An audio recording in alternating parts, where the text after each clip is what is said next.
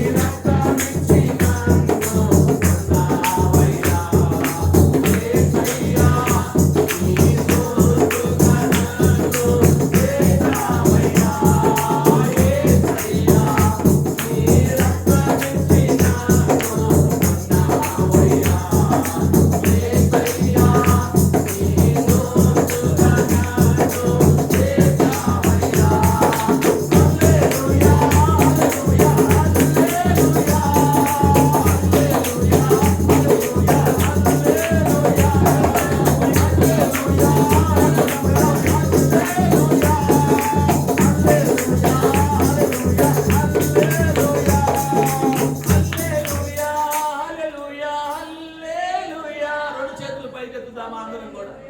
హల్లెలూయా హల్లెలూయా హల్లెలూయా హల్లెలూయా హల్లెలూయా హల్లెలూయా హల్లెలూయా హల్లెలూయా హల్లెలూయా.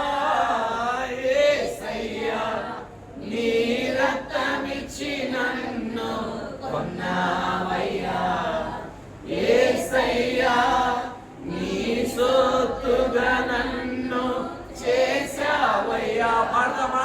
యేసయ్యా నీ రక్తమిచ్చి నన్ను కొన్నావయ్యా, యేసయ్యా నీ సొత్తుగా నన్ను చేశావయ్యా.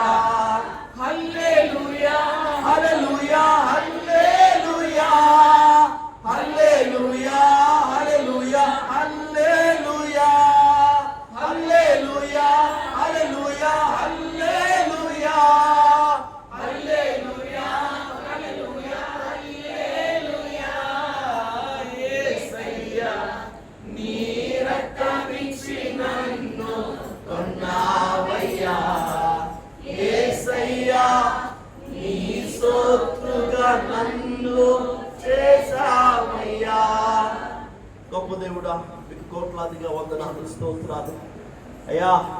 ఏ విలువ లేని నాకై అయ్యా విలువైన రక్తమును కార్చావు అయ్యా, వెల కట్టలేని మీ ప్రాణాన్ని దారపోసావు అయ్యా.